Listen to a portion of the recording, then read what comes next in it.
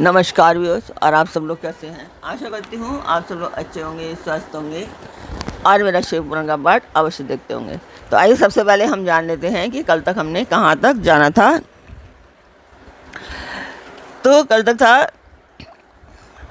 कि हम महेश्वर के बारे में जान रहे थे कि शिव, महेश्वर, रुद्र, विष्णु, पितामह मतलब ब्रह्मा जी, संसारवाद, सर्वज्ञ और परमात्मा, ये मुख्यतः 8 नाम हैं।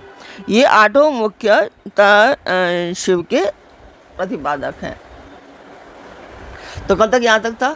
अभी मैं बता दूं कि ये पाठ एक शुभ कार्य है, मंदिर के लिए कर रही हूँ और इसमें मैं आप सब लोगों का सहयोग चाहती हूँ कि आप सब लोग सहयोग करें, सब्सक्राइब करें, लाइक करें और शेयर करें, ताकि मैं उद्देश्य पूरा कर लूँ। ये इसके लिए मंदिर के लिए, मंदिर का जो उद्देश्य है ये मैं पूरा कर लूँ। तो जिस मंदिर का मैं वर्णन कर रही हूँ उस मंदिर की मैं वीडियो डालती हूँ, आप लोग देखें और मुझे बताएं कि आपको मेरा पाठ कैसा लग रहा है।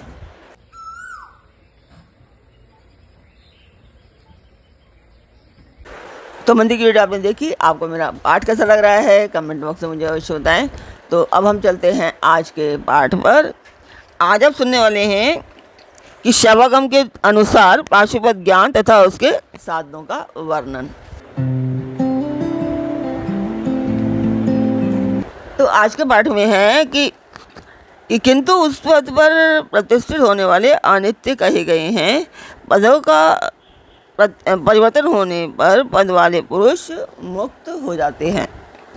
परिवर्तन के अनंतर पुनः दूसरी आत्माओं को उस पद की प्राप्ति बताई गई है और उन्हीं के वे आदि और 5 नाम नियत होते हैं। उपादान आदि योग से अन्य 3 नाम जैसे संसार वैद्य, सर्वज्ञ और परमात्मा भी त्रिविध उपाधि का प्रतिपादन करते हुए शिव में ही अनुगत होते हैं। अनादि मल का संसर्ग उनमें पहले से ही नहीं है तथा वे स्वभावतः अत्यंत शुद्ध स्वरूप हैं, इसलिए वे शिव कहलाते हैं। अथवा वे ईश्वर समस्त कल्याणमय गुणों के एकमात्र घनीभूत विग्रह हैं, इसलिए शिव तत्व के अर्थ को जानने वाले श्रेष्ठ महात्मा उन्हें शिव कहते हैं।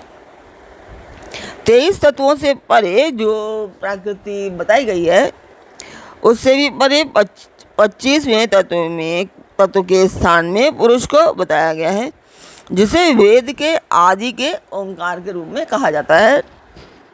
ओंकार और पुरुष में वाच्य वाचक भाव संबंध है। उसके यथार्थ स्वरूप का ज्ञान एकमात्र वेद से होता है, वही वेदांत में प्रतिष्ठित है, किंतु वह प्रकृति से संयुक्त है। अतः उससे भी परे जो परम पुरुष है उसका नाम महेश्वर है, किंतु क्योंकि प्रकृति और पुरुष दोनों की प्रवृत्ति उसी के अधीन है, अथवा यह जो अविनाशी त्रिगुणमय तत्व है इसे प्रकृति समझना चाहिए। इस प्रकृति को माया कहते हैं। यह माया जिसकी शक्ति है उन मायापति का नाम महेश्वर है। महेश्वर के संबंध से जो माया अथवा प्रकृति में शोभ उत्पन्न करते हैं वे अनंत या विष्णु कहे गए हैं। वे ही कलात्मा और परमात्मा आदि नामों से पुकारे जाते हैं। उन्हीं को स्थूल और सूक्ष्म रूप भी कहा गया है। दुख अथवा दुख के हेतु का नाम सत है। जो प्रभु उसका द्रावण करते हैं उसे मार भगाते हैं। उन परम कारण शिव को साधु पुरुष रुद्र कहते हैं। कला, काल आदि तत्वों से लेकर भूतों में पृथ्वी पर्यंत 36 तत्व हैं। उन्हीं से शरीर बनता है। उस शरीर इंद्रियों आदि में जो तंद्रा रहित हो, व्यापक रूप से स्थित है, वे भगवान शिव रुद्र कहे गए। जगत के पिता रूप जो मूर्त्यात्मा हैं उन सबके पिता के रूप में भगवान शिव विराजमान है, इसलिए वे पितामह कहे गए हैं। जैसे रोगों के निदान को जानने वाला वैद्य तदनुकूल उपायों और दवाइयों से रोग को दूर भगाता है, उसी तरह ईश्वर लय योग अधिकार से सदा जड़ मूल सहित संसार रोग की निवृत्ति करते हैं। अतः संपूर्ण तत्वों के ज्ञाता विद्वान उन्हें संसार वैद्य कहते हैं। 10 विषयों के ज्ञान के लिए 10 इंद्रियों के होते हुए भी जीव तीनों कालों में होने वाले स्थूल सूक्ष्म पदार्थों को पूर्ण रूप से नहीं जानते, क्योंकि माया ने ही उन्हें मल से आवृत कर दिया है। परंतु भगवान सदाशिव संपूर्ण विषयों के ज्ञान के साधनभूत इंद्रियादि के न होने पर भी जो वस्तु जिस रूप में स्थित है उसे उसी रूप में ठीक ठीक जानते हैं, इसलिए वे सर्वज्ञ कहलाते हैं। जो इन सभी उत्तम गुणों से नित्य संयुक्त होने के कारण सबके आत्मा हैं, जिनके लिए अपने से अतिरिक्त किसी दूसरे आत्मा की सत्ता नहीं है, वे भगवान शिव स्वयं ही परमात्मा हैं।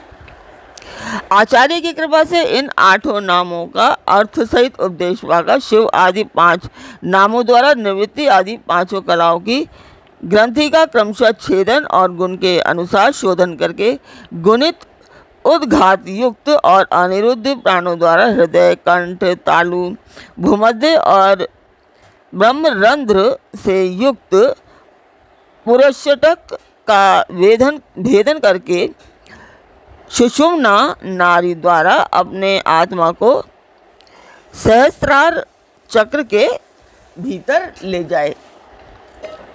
उसका शुभ्र वर्ण है, वह तर्ण सूर्य के सदृश रक्त वर्ण केसर के द्वारा रंजित और अधोमुख है।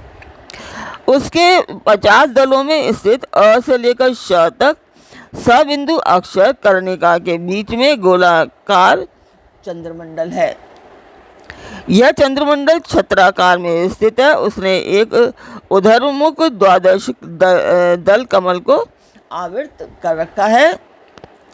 उस कमल की कर्णिका में विद्युत सदृश अकथादि त्रिकोण यंत्र हैं। उस यंत्र के चारों ओर सुधा सागर होने के कारण वह मणि द्वीप के आकार का हो गया है। उस द्वीप के मध्य भाग में मणिपीठ है, उसके बीच में नाद बिंदु के ऊपर हंसपीठ है, उस पर परम शिव विराजमान है। उक्त चंद्रमंडल के ऊपर शिव के तेज में अपने आत्मा को संयुक्त करें। इस प्रकार जीव को शिव में लीन करके शाक्त अमृत वर्षा के द्वारा अपने शरीर के अभिषिक्त होने की भावना करें।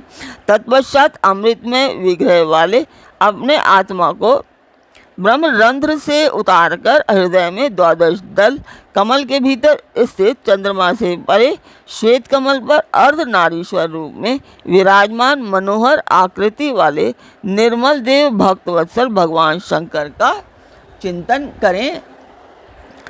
उनकी अंग कांति शुद्ध स्फटिक मणि के समान उज्जवल है।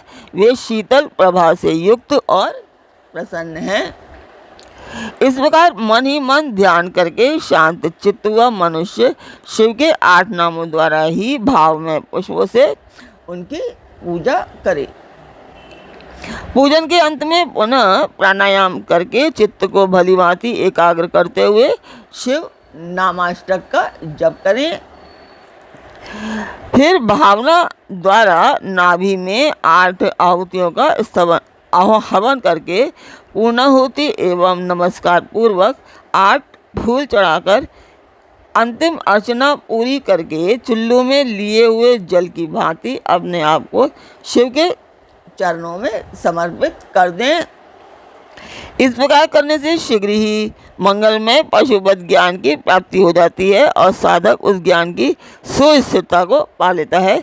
साथ ही वह परम उत्तम पाशुपत व्रत एवं परम योग को पाकर मुक्त हो जाता है, इसमें संशय नहीं है।